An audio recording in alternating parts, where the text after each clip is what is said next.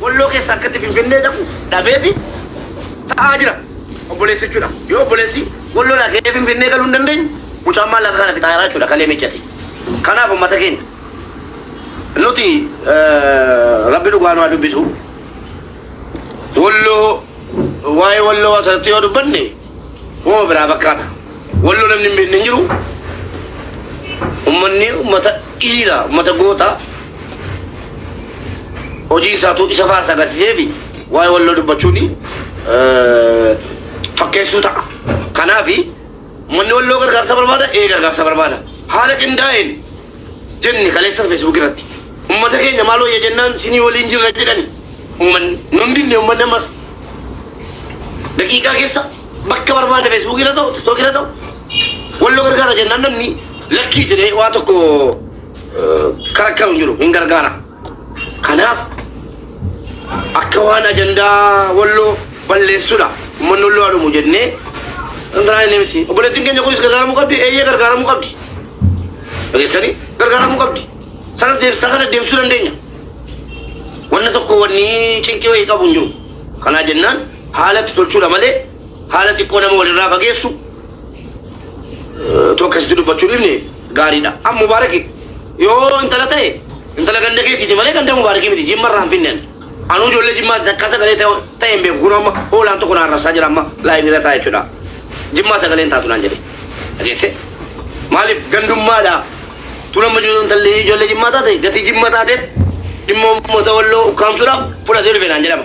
Intalli ijoollee argetti itti himi kakura bilbila sii kenna nurraa itti himi jaallannee miti walloo dursina. Tole itti himi nurraa kana jedhiiti ati sitti dhiyaatu ijoollee naannoo keetiiti sirraa bareeda ijoollee nama keetan walee sagantaa hin qabdan nu biraa walloo dhumaa jira jedhe waan jedhe naan jedhan ni beektaati ijoolleen keessan. Kanaaf sirraa mun bareeda. Bilbila sii kenna amma asirra taa'e bilbili salaamu alaikum dhimma walloo sirraa bareeda sii dhaggeeffadhu. Na dhaggeeffadhu yeroo takka himuun narraa bareeda. Ati qofaarraa yoo jedhani ajandaa dhuunfaadhaan ani waa'ee qofaan jiranii dubbadhu.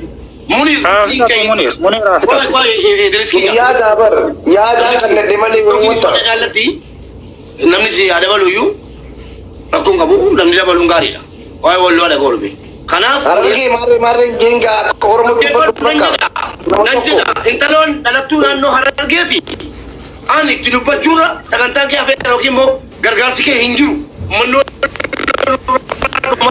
jira jechuurra sirraa bareedaati bilbiltee salaamu alaikum Amuniira Abubakari nama sagalee isinii ta'a ture uummata Oromooti warra sagalee ta'a ture dhimmi keessan haa turu dhimma dhuunfaati. Haadholii walloo dhumaa jira yoo jette sirraa bareeda dhugaa dubbachuuf rooma hin kutu jechuudha. Amma tuuti dhimma jimmaa ta'e narraa bareeda waleetan heloo akkasii. Kutaadhaan adda baasuun beeku. Kutaadhaan adda baasuun beekan. Oromoo takkatti beekan. Oromoo takkatti beekaati jechuun ni dandeessa feetus itti fufsiisuu ni dandeessa. Qaataan galee gahaa jira yerooti. Feemasoonni tokko namni galaan qabinaaf sun dhimma dhuunfaati. Kun dhimma wallooti. Dhimma wallooti jaalladhee miti jaalladhee miti amma. Natti bidisaa wayin jee ammas dhiisaan jennee bar guyyaa lamaa sadii wanna kanarratti haa xiyyeeffannuun jee kuni akka nama kabiifuu. Waan uummataa walitti yoo fuudhuun godina nus jaallannee maatii keenya qabsiifnee biyya keessatti lafaa jirra. Dhageessanii wallaahi dhaasiin maatii keenya qabsiifneeti kumaara qabsiifnee asii iyyaa jirra malee miindaa wayii nuu kafalamu wanni nuu kafalamu tokko hin jiru eenyuun keenyaafu maatii keenya qabsiifnee biyya keessatti asii iyyaa jirra. Kanaa jennaan uummanni walloo gargaaramuu qaba gargaaramuu qaba hin tureeyyuu uummanni kun eenyuun caala. Oromoo kutaa 11 irraa haqa qaba. Kutaa kamiin caala? Eenyummaa isaa eeggatee haga addaa diinaa wajjin walloo lolamuu kan jammare ammaama. Haddaa miti durii irraa kaaseetu gara hundaan lolamaa jira. Hundi keenya iyyuu dhagaadhuma callifne. Hadda immoo gadi ba'anii iyyatan sheemiidha yeelloodha kun. Ergasii hin iyyatan. Gaafa nu mana ijaarranna. Jaartii fuudha maal godha jennee maallaqa baankii keessatti qubannu maal hojjenne jarri immoo nu sin danda'u waa gochuu hin danda'u baqataan. Kanaaf kan gargaarus Oromoodha waan gochuu qabnu gara furmaataatti komii dhiibnee maal goonaa akkama goon isa jedhu dubbadha kun waan isin jira galatame faaddo ittu galatame Wanninis mira keessa hawaasa Oromootiin komadde ina ofuusni dandeenyaadha akkuma gochuun qabnu waa'ee hawaasaatis dursine kaanis nama dhuunfaa gargaaramuu qaba. Komiinsi kaasi maali? Komii amma kuni deemeetiin miseenjera yookaan miti asirratti hin dubbadde wanna kana sirreeffamuu qaba. Ati qofaa miti kan hin jedhe hunda uummata hunda waa'ee dhuunfaa dhiisne yookaan cinaa ofuu qabna. Waa'ee uummata godina guutuu gubachaa jiru yoo dursines kaanis cinaa yoo oofne jechuun hammeenyaa miti. Akka hammeenyaatti yoo fudhatte dhiifama. Ani ammaas Oromoo addan baasu. Oromoo Harargee Oromoo Maarree miti.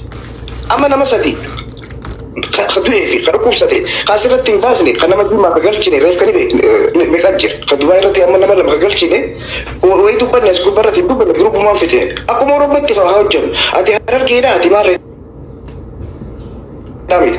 Nuti akka baay'inaa laalle akka ibiddi afaan Soomanaatti itti roobaa jiru laalleetiin kun haa dursu. Kaanis cinatti oofne waa'ee micii asiitii sanis dhumaa rakkoon qabu cinaa oofne xiyyeeffannoon kana ta'uu qabaadha. Kanarratti hanqamii qabaattu. Dasooteekoo namni si caalatti dhaatu hin jiru. Anaaf sii kallattii bilbila qabna. Telegiraama walii qabna. Misinjera walii qabna. Yoo sirraa kaasuu dhiisilletti sagalee naa dhiifteenaan hirribaa keessii deebisaa jira. Mubaarak dhimmi deemaa jiru sun hin taane akkana goona naan jettee ummataan gadi ba'ee ummata kiyya dhiifama akkas ta'e ummanni nurraa dhumatee akkas goone keessan immoo akkas goona jennee aniifati tokkittiin lastii bannee barbu waarii gaati qofaa miti bara ajendaa ummata ajendaa biraa oofu jiru hin guutuutti himu jira bara dhuunfaa keetii miti bara ummata Oromootiin himu jira bara ummata geema amma taa'ee geema taphatu jiru boo Oromoon guutuu geema taphachuutti hin jirtu isaaniifis dabarsaatti hin jira bara ati hin daawwannu jechaa jirta. Amma taa'ee Oromoo halkanii galgaluu geema taphachuun jiru afaan Soomanaatiin uummatatti roobaa jiru shubbisaa jiru hin jiru. Ani uummata saniif dirqama maqaa Mubaarak qofaaf dhaamsa dabarsa. Akkasii fudhadhu galgaluu warra geema taphatu galgaluu. Nama dabalee galchaatti anis nan jira. Nama dabalee galchaatti. Daqiiqaa tokko mee naa kenna. Tuulamni nu jalaan deemnee inni gargaarus nama kana dhibba jaaf sagada malee. Mee daqiiqaa tokko naa kenna.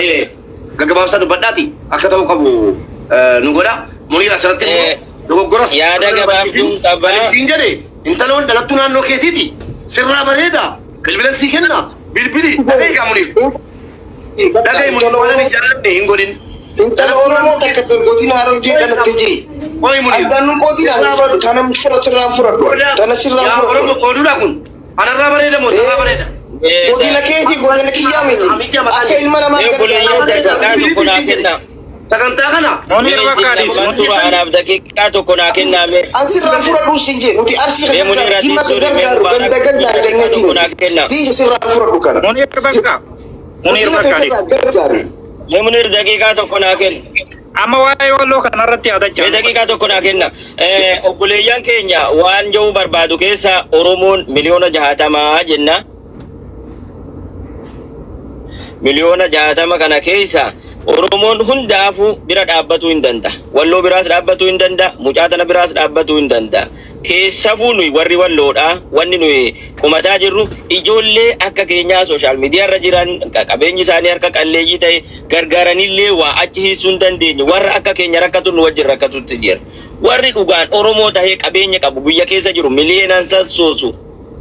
Warri hunda sassoo dhaabbataan jiran.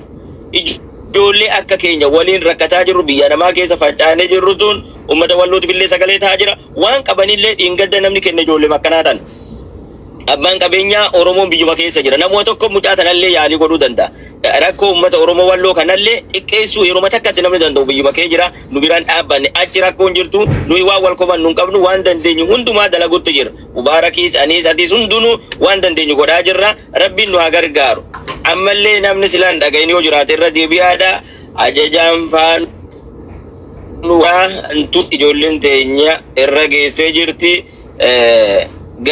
garan deebinetti shanyaatee jirti kana dhagaha namni sila yeroon himu yoo namni jiraate fin irra sinii deebi'e waan gammachuuti nama ijoollee walloodha karatti hunda qalchiisaa ture ajajaan faannuudha waliigalaa har'a kan walloo keessaa ijoolleen teenya kararraa massitee jirti mootummaan hin dandeenye rabbi ijoollee teenya gargaare alhamdulillah namni dhageen yoo jiraatan amma reefu dhuftan dhagaaf hin jee ammaas ammoo irra deebihee gargaarsa ciisumtii walloodhaaf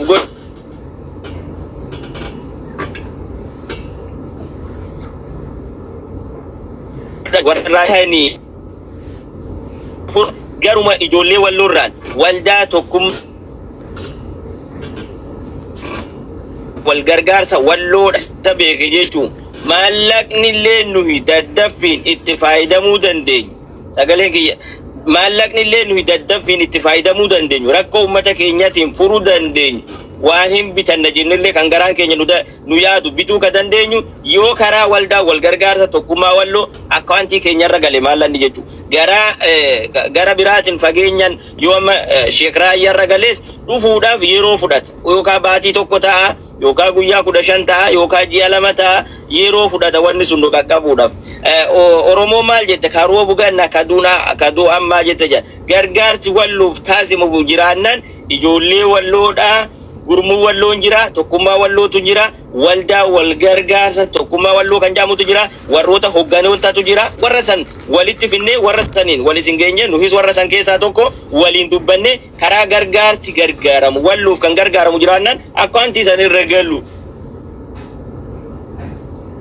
yaa amma warra soomanaan jiru amma soomana bulii tokkorraa kaanee hanga har'a bulii sagalii kana waldaa wal gargaarsa tokkummaa wallootun ummata keenya faxarsiisaa jira hidhallee hisisaa jira rooza binnee waa hunda waan godhaa jirru nutu baasaa jira jechuu achirra ammallee wanni dhufu yoo jiraate achirratti yoo dhufe ummata keenya qaqqabaa juu barbaada wanni bakka barbaadetti gale eenyurraa haa galu osoo nama jibbaan taane osoo nuun qaqqaban hin taane wanni sun yeroo fudhata akka harreen jette karoo buganna kanan amma akkas nutti taha wanni wal gargaaramu jiraannan gargaarsi walloof godhamu taanan ijoollee walloo nu mari'achiisa warroota walloo waldaa wal gargaarsa tokkummaa walloo kee jiru isinitti finne akkaantii tokkummaa waldaa san isinitti finne achirra galee wanni hojirra ooles achitti agartanii isinin juu barbaada kara tokkoon gargaarsi godhamu iddoo biraatiin ijoollee wallootiif gargaarsi gara barbaadenu haa dhufu hin fudhannu akka wallootti jechuun maali wanni sun waan nu qaqqabuu miti waan amma gargaartanii baatii tokko booda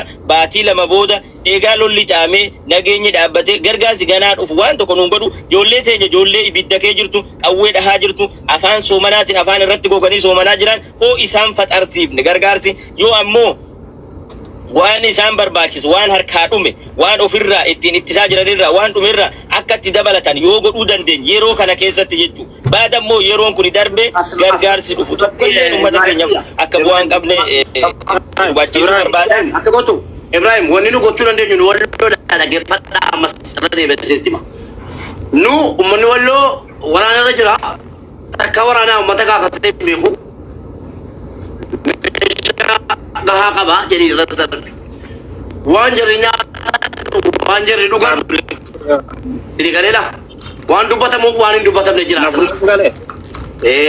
sirriidha yaada kana namni hedduun hin hubatu malee yaadni mubaarak jedhu kun sirriidha hawaasa rakkate bishaaniif daabboo binnaaf malee gargaarsi keenya akkasiin ammoo deebii gabaabduu tokko waan Ibrahim gaafate irratti akkaawuntiin kan gama raayyaatiin filatame maaliif seete gargaarsa ka gaafachaa jiru nama 500 nama 600 nama 1000 takkaa miti Oromoo miliyoona 70 gaafachaa jira gargaarsi kun gargaarsa jabaadha akkaawuntii nama dhuunfaatii fi akkaawuntii mootummaarraa eeyyaman qabne irratti birrii galuu danda'u natti fakkaatu gaafa ilaalcha mataa kootiitti gama raayyaatiin kan gargaarsaa jiru maalam ximb ahiyyaa maal wuxaa qasdi wusha gosii keetitti kan uummata fichi mootin godha blok godha kana saree kana la sagalee waraabuu jira la waldaan baasa maammee jedhama waldaan gargaarsa waldaan wal gargaarsa tokkummaa walloodhaa dhaabbileen teenya dalgoo hidhattee tarra surri irraa baafte jechuudha. Akkasitti kararraa isaan masite TikTok irratti illee maxxansee jira suuraa jara saniitti. Kanaafuu akkasitti ijoolleen teenya dalagaa jirti. Gara warri kuni diinonni kuni uummata keenya fi diina mootummaa fi diina jechuudha. Warruma uummata keenya balleessaa jirutuun wara waraana mootummallee lafarraa balleessaa jira jechuudha. Kanaaf uummata keenya bira dhaabbatuun akka Oromummaa nuyi ani ammallee irra deebi'ee waan hin komatu barbaadu. Ijoollee Oromoodhaa biyya alaa biyya namaa keessatti akka keenya rakkatan tun nu wajjin rakkataa jira. Nu hundinuu rakkatoo biyya namaa kee jirra. Dalagannee maal jennee biyya namaa kee jirra. Gin abbaan qabeenyaa Oromoo biyya keessa jiru. Ammoo sheekoliin Oromoodhaa hanga Oromiyaarraa hanga Maqaleedhaa sheekoleen keenya deemanii hanga danda'an uummata Tigraayillee gargaaraa turan. Nu illee uummatuma keenya uummatuma kanarraa uummata keenya bira dhaabbatuu qaban waan danda'aniin waan abilleen hoo dhabame waraanni kun haa dhaabamu jechuun wanjalii miti bara waraana uummata kanarraa dhaaba. Uummanni kun maaliif du'a maaliif qe'ee ofirraa buqqaa yoo jaanii mootummaa gaafatan wanni kun wanjalii miti ajjeesaa jechaa miti. Qabeenya isaanii balleessaa jechaa miti. Namuma du'u kana nagahaan qe'ee sanirraa jiraatanii nageenyi achitti haa bu'u. Maaf nageenyi dhabama? Maaliif nageenyi uumamne? Ammallee ammoo ajajaa waraanaa komaandi poostiin biyya keenya jiru faannuun tokkichaa faannuun wal quba qabanii walii bilbilanii meeshaa walii kennanii inumaahu meeshaa daldalaa jiranii yoo dhugaa barbaadan jechuudha. Ajajoonni makalaakalaa walloo keessa jira. Faannuun gurguree birrii gargarii godhatan. Inumaahu akkaantii jara ajajoota waraanaa walloo keessa jira. Mootummaan odoo akkaantii isaaniitu qorate baay'ee bareeda. Achi maal daldalarra jiranii jechuudha. Kanaaf biyya eeguu osoo hin taane daldala keessa jiranii kana hunda mootummallee hordofuu qaba. Galatooma ulfaadhaa isinitti dheeradhe. Kanaafuu gargaarsi uummata keenyaa tattamaan godhamuu qaba. Karaan amma immoo isinitti hime kanallee godhamuu qabaan jaa waan jettu Mubaarak.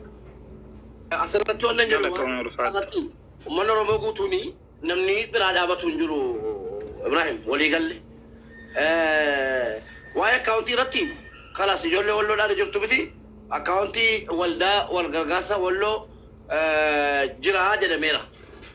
Ayyee wanni nu barbaadnu uummata walloo bira gahuu qaba. Wanni kun gahee immoo haga ta'e ragaan xiqqoosi koree isinii kennamu irratti mul'achuu qaba. Achirratti illee feesbuuk irratti illee wanti nu wal dhabaa turre kaan Ustaaz Raayyaa Abbaa Machaa addunuu dubbadhaadha. Kunoo jarri immoo Ustaaz Raayyaa Abbaa Machaa xiqqoo turuu danda'a gara sanaa yoo deeme daabboo qaqqabee bituuf hin danda'u. Manni keenya beelaan dhumataa jira. Qotachuu hin danda'u, arabachuu hin danda'u, ka qotattillee galfachuu hin danda'u, taa'illee hojjetachuu hin danda'u jedhamaa jira. Kanaaf waa'ee akkaawuntii qofa irratti walii galaati sagantaa nuu qaba. Hundi keenya as jirru viidiyoo hojjenna utuu himne sagantaa nuu qaba. Yoomi eessatti ka jedhu qofa lafa nuu kaa'ati sagantaa qabanneeti viidiyoo hojjennee hundi keenya iyyuu uummanni walloo gaafa akkana manaa balutti gargaarsa ummata walloo jira gatiteef hundi keessan viidiyoo hojjedhaa. Oromoon tokko akka namne jenna warra biyya keessaa iyyuu kaleessa feesbuuk irratti akka dubbannetti warri biyya keessaa illee abbootiin gadaa abbootiin amantaa hundi biyya keessaa maallaqni akkaawuntii kanarratti galuu qabaa jennee dubbannee jirra. Kanatu furmaata biyya keessaas ta'uu qaba malee as keessaa miti. Amma yoomi guyyaanuu kaa galgala isaatii beekatti eessatti isa jedhu dubbanneeti uummanni kun dhagahee adeemu viidiyoo hojjetu.